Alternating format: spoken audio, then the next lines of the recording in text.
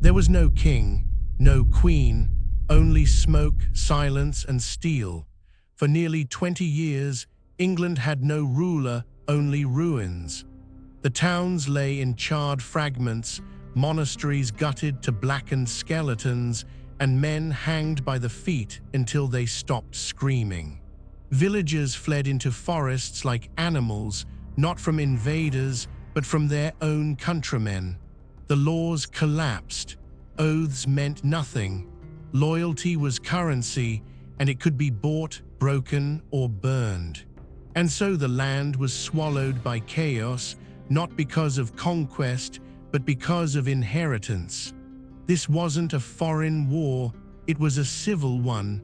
Worse, it was a war of family, cousin against cousin.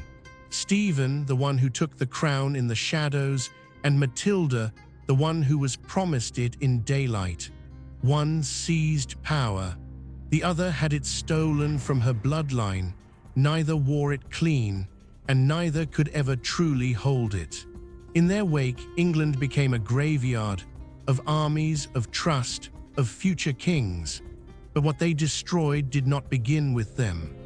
Long before this war, there was a man who crossed the channel with fire in his veins, a bastard who seized England by sword and oath and built a throne that cursed every soul who dared sit on it. And after the war, when the smoke cleared and the woman with a rightful claim faded into exile, there rose a boy from the ashes. Her son, forged by betrayal, trained by war, and born not to ask for the crown, but to take it, and to punish the world that denied it to his mother.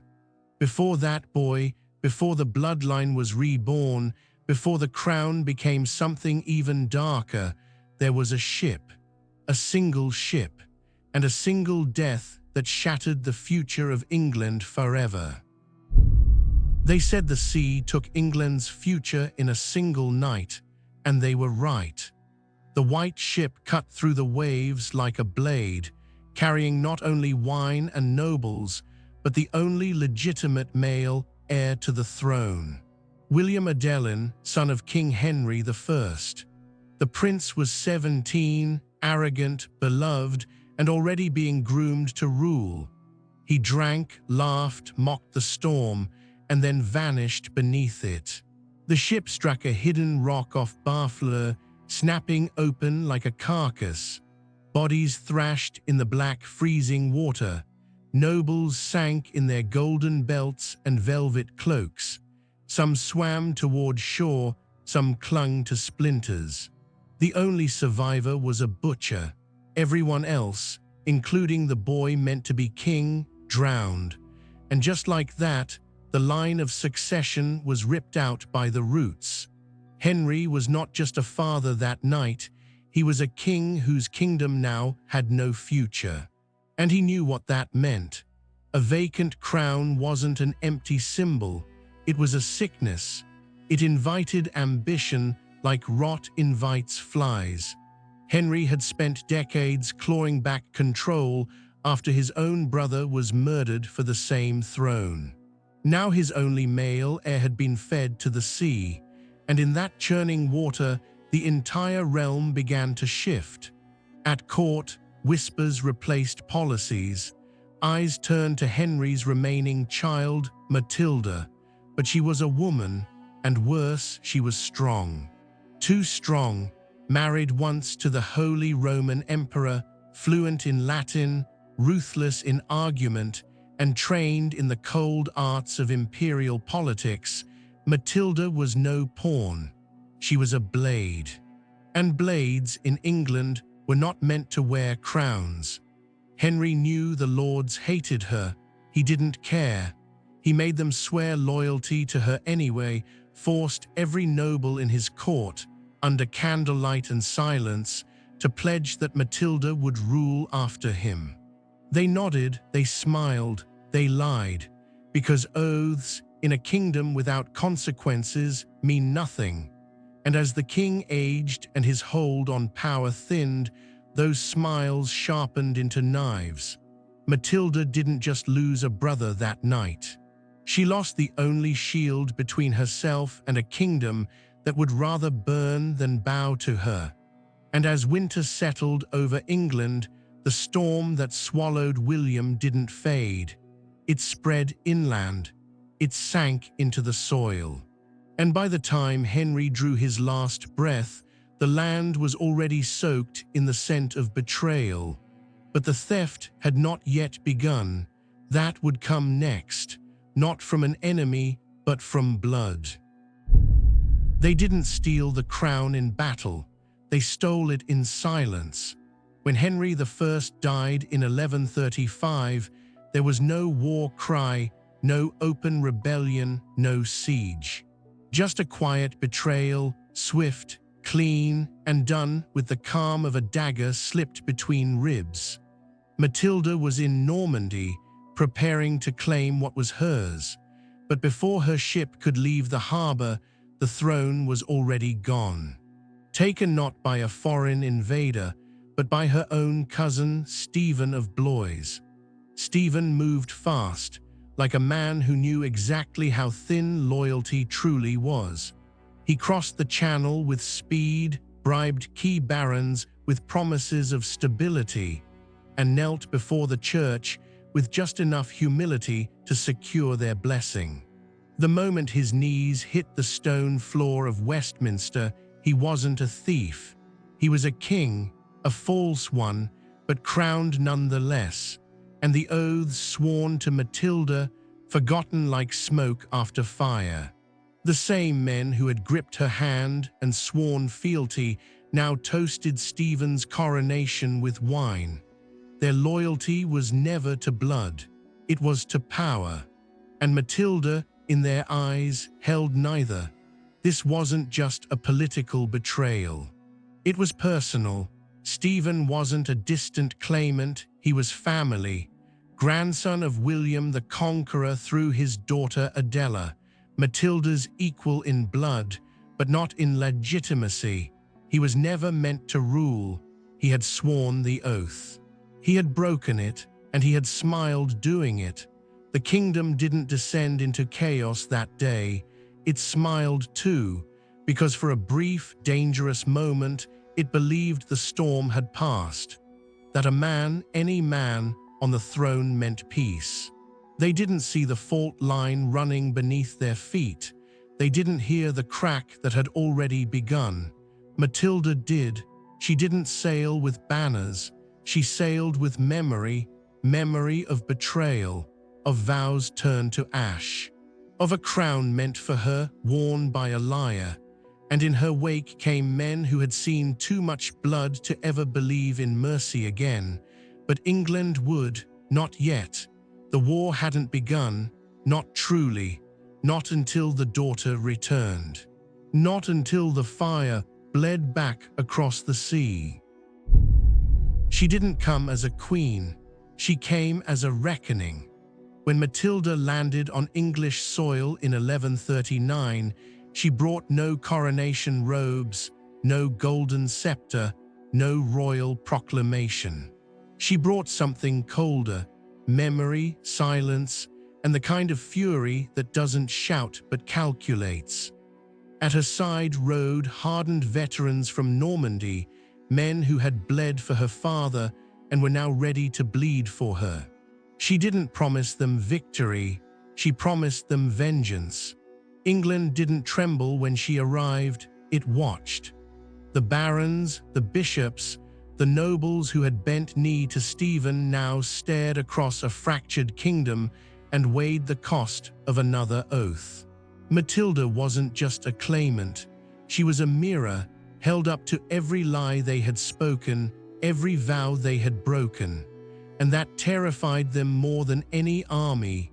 She struck from the west, carving through hostile ground with controlled precision. Every fortress that fell to her became a warning. Every village that resisted watched its sky turn black with smoke. This was not the return of a lost princess. This was the arrival of a ghost sent to collect what had been stolen, no matter how many had to fall beneath her to get it. But Matilda didn't fight with brute strength alone.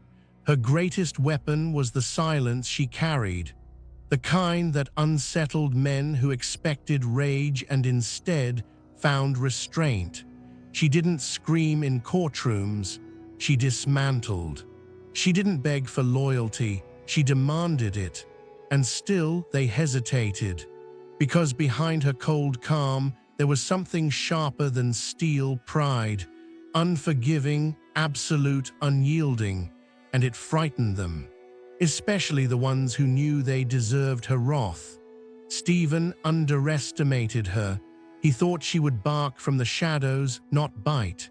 But with each castle lost, with each noble that shifted allegiance, his throne cracked further. And though he still held London, he no longer held England. Not entirely, not safely. The ground was shifting, and Matilda wasn't just part of the storm, she was its core. And then, for the first time, the false king would bleed. Not in whispers, not in rumor, but in chains. The throne had been stolen, now it would be punished. A king in chains is not a king, he is a warning.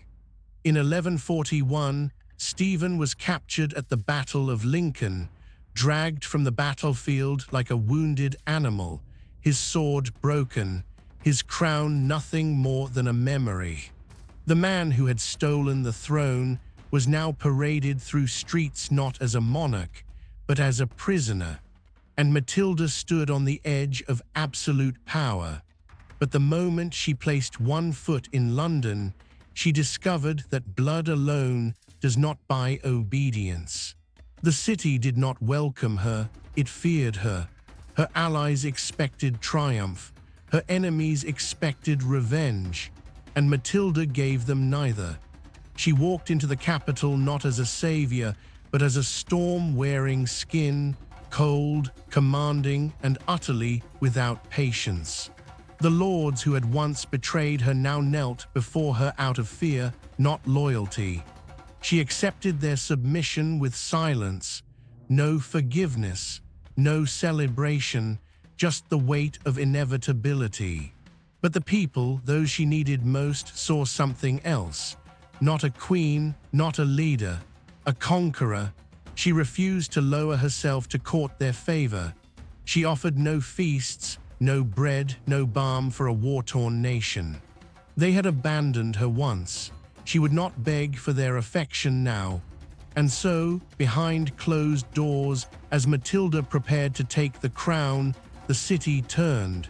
Mothers whispered curses, priests preached hesitation, and nobles, already drunk on their own survival instincts, began plotting escape routes. Then, like smoke rising in reverse, the revolt spread.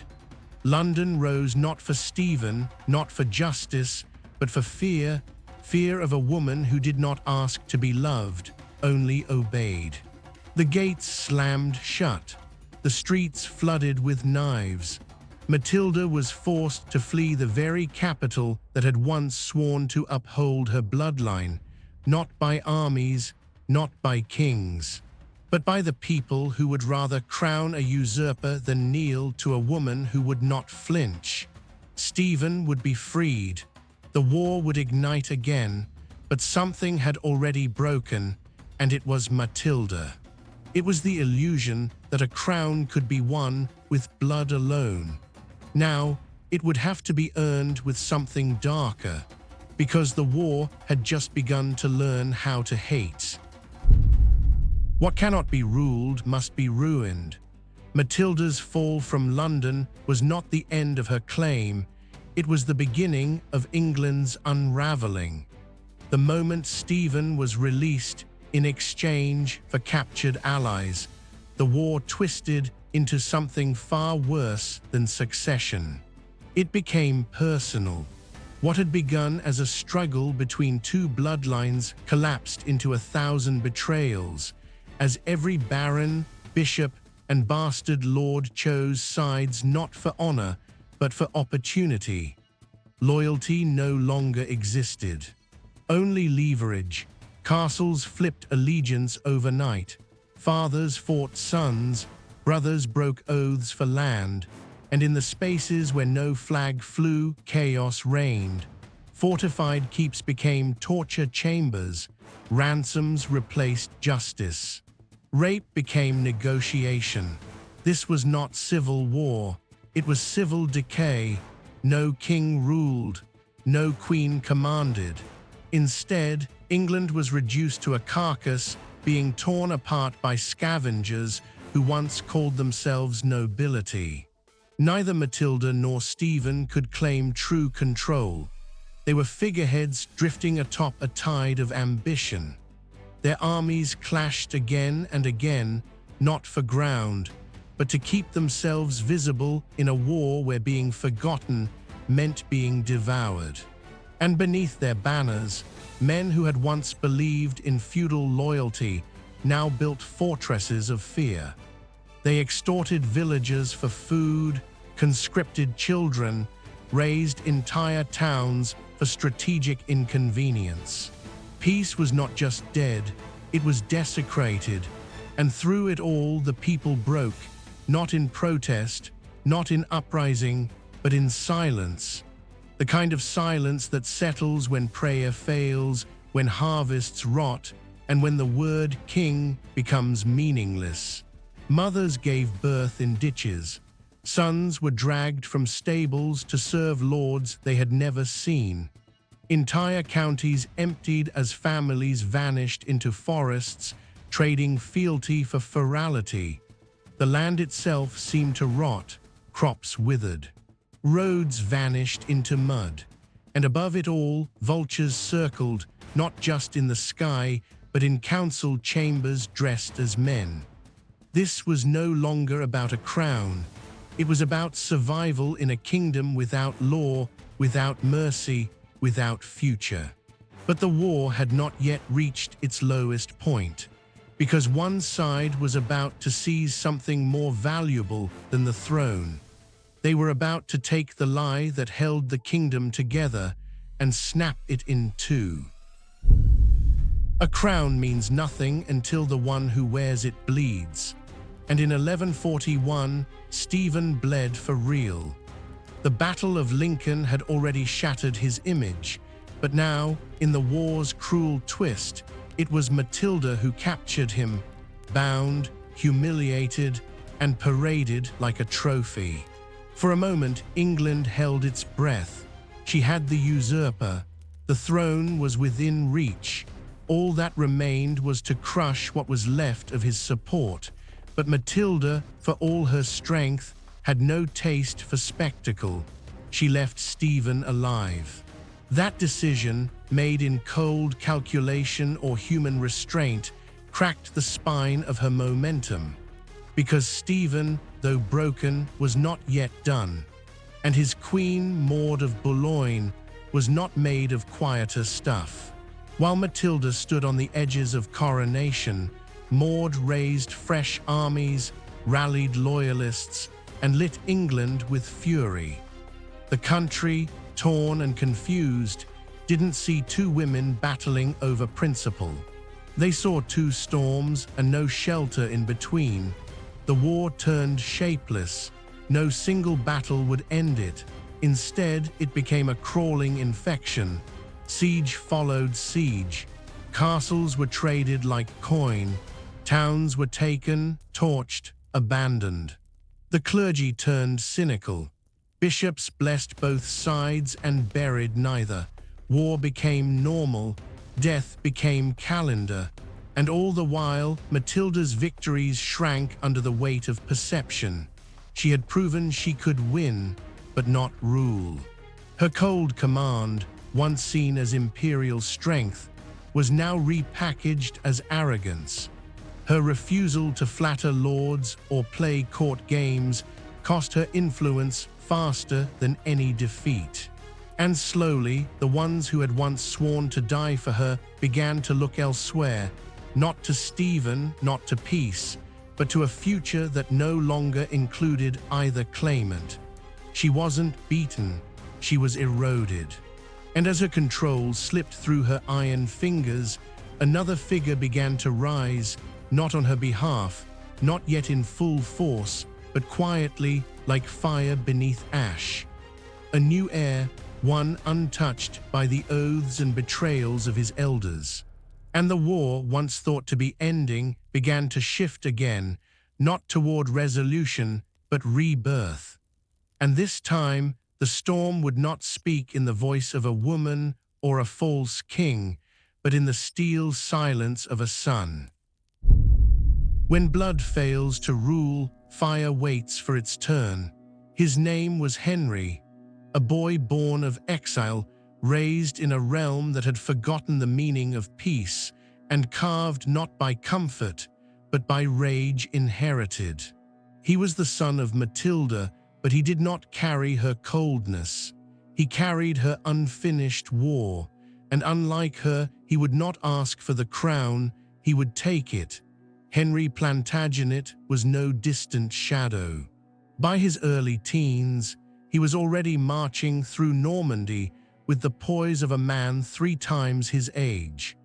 Charismatic, calculating, and impossibly patient for someone forged in collapse, he was not burdened by the failures of Stephen or Matilda.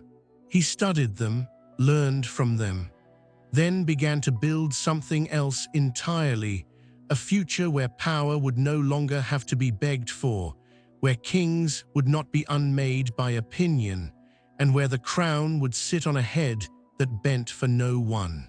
He returned to England not as a rebel, but as a reckoning. At 16, he launched an invasion. It failed, but that was not the end. It was a test, and he passed it, because failure did not break him, it sharpened him. Within a year, Europe began to whisper his name not as Matilda's boy, but as the heir of iron. In a world where no throne was secure, Henry made kingship look inevitable. And that terrified every man still clinging to Stephen's crumbling cause.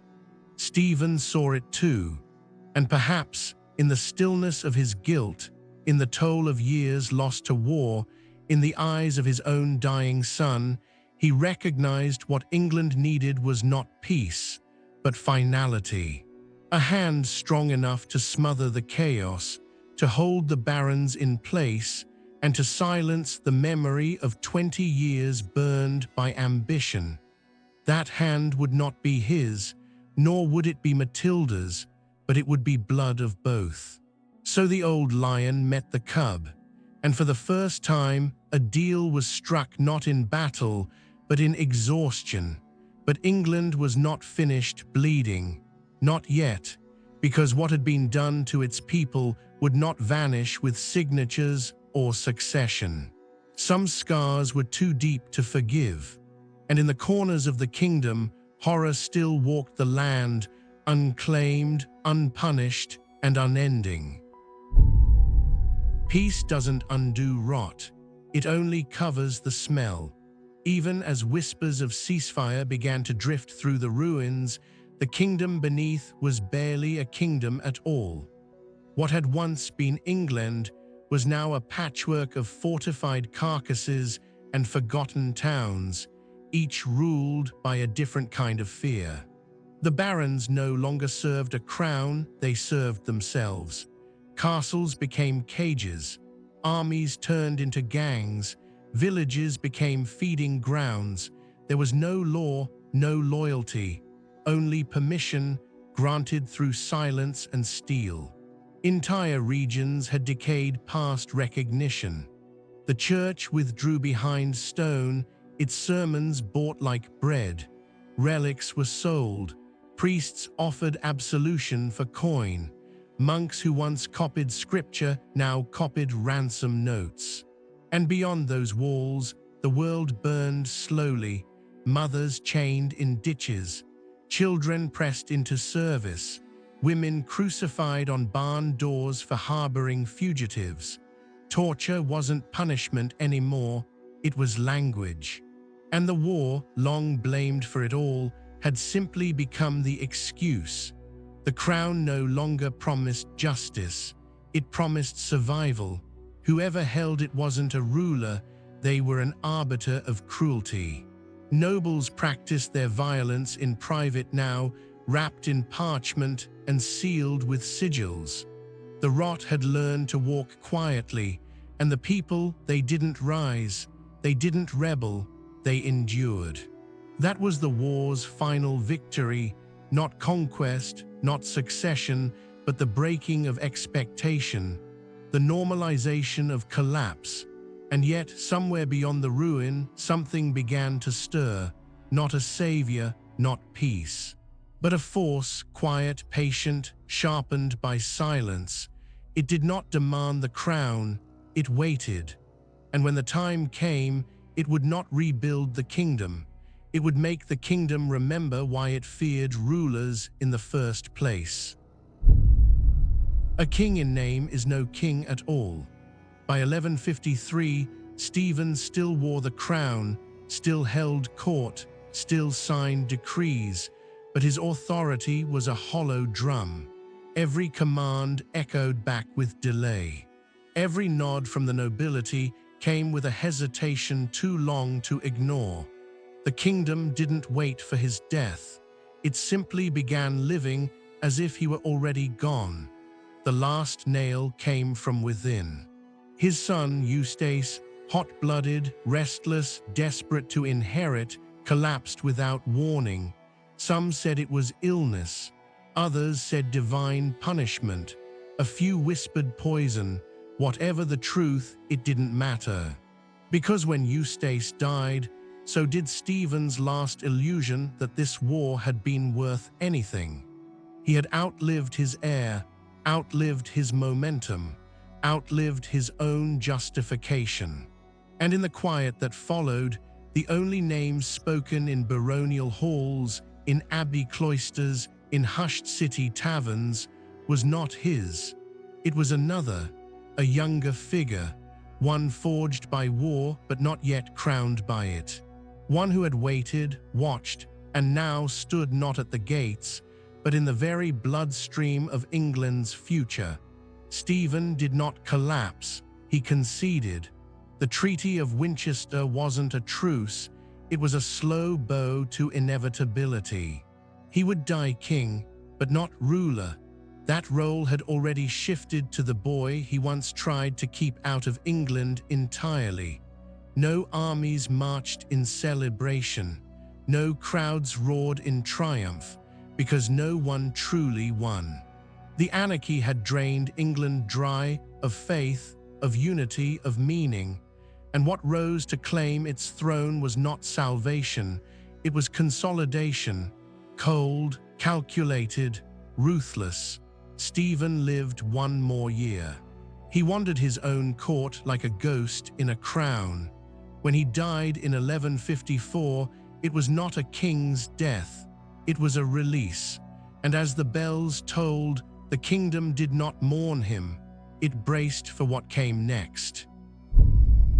The crown passed, but not to a man the people chose, not to a hero, not even to a victor. It passed like a curse slipping into new hands, quietly, without celebration, without absolution. England did not rise to greet its new ruler. It didn't cheer, it didn't sing, it braced. After 2 decades of broken oaths, shifting banners, and blood-soaked fields, the realm had nothing left to give. What remained was not loyalty. It was exhaustion. But the new king didn't ask for loyalty, he demanded order, and unlike his predecessor, he did not seek to be loved. He moved with purpose, like someone who had studied the cost of mercy and found it inefficient. Castles were reclaimed, power was centralized, nobles who had fed on the chaos were stripped clean. The ones who resisted vanished quietly without trials. This wasn't restoration. It was reconstruction built atop the bones of what came before. Every stone laid felt heavier, every law etched colder. The war had ended, but its silence was not peace, it was a reset. And at the center of it stood a figure shaped not by inheritance, but by fire. The land did not weep for Stephen. It did not mourn Matilda. It did not celebrate the end of the anarchy. It simply stared forward toward something it didn't yet understand, a reign without apology, a future without promises, and beneath that stillness something ancient stirred, not relief, not hope, but the first breath of a crown that would never sleep again. She never wore the crown, but it wore her memory like a scar. Matilda, once dismissed as arrogant, ridiculed for reaching too far, had outlived the war that tried to erase her. She returned to Normandy, not as a queen, not as a ruler, but as something harder to bury, a precedent.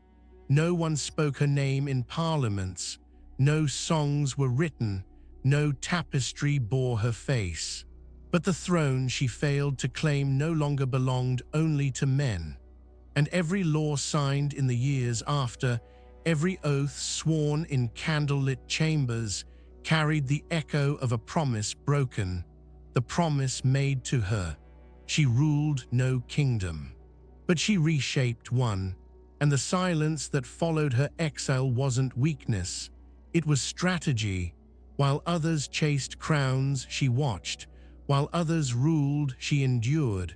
She advised from afar, wrote with precision, and never begged to be remembered. When she died in 1167, there was no great funeral, no pilgrimage. Just a stone, an epitaph, and the legacy of a woman who made England doubt itself, and that alone was enough. Because it had taken 2 decades of war, 2 generations of blood, and one irreversible fracture in royal tradition to almost stop her. Almost. History would not call her queen, but it could never erase the fact that she had come closer than any woman before her. Matilda died without the crown, but not without consequence. What she failed to hold, she fractured. What she could not break, she bent. And in that bending, the shape of England changed. She forced the kingdom to see itself in a mirror it had long avoided, not just a mirror of law or lineage, but of fear. Fear of what might happen if the crown no longer belonged to the familiar, to the male, to the malleable. Matilda wasn't defeated by armies. She was undone by refusal, by a nation that would rather burn than bow, and burn it did. 20 years of war left England hollowed out, fields untended, families erased, power scattered like bones across a battlefield that had no name. And in the center of that silence, Matilda walked away, not crowned, not loved, but necessary. Because without her, the next ruler would have risen without caution, without cost, without memory. She left behind no royal tomb, no golden legacy, just a line of blood and the echo of a question that had nearly destroyed a kingdom. What if she had won? What if she had been allowed to rule not by might but by right? That question never left the crown. It never will, because what followed her was not peace. It was a colder, quieter violence. A reign forged not in battle, but in design. And though the war had ended, the weapon it created was still very much alive. The war ended, but the crown didn't rest. It passed like it always had, not to the most rightful nor the most just, but to the one who could hold it the longest without flinching. Matilda never wore it. Stephen never tamed it. And what followed was not peace.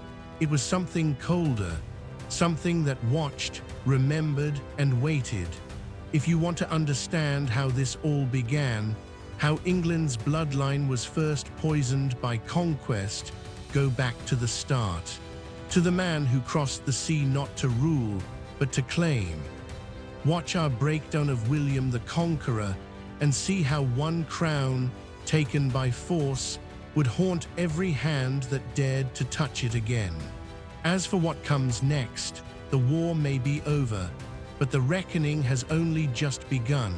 Someone now holds the throne, not to restore what was broken, but to ensure it never breaks again. This is Tortures of the Crown. Where power doesn't pass, it scars. Watch what came before, stay for what's coming next. The blood is far from finished.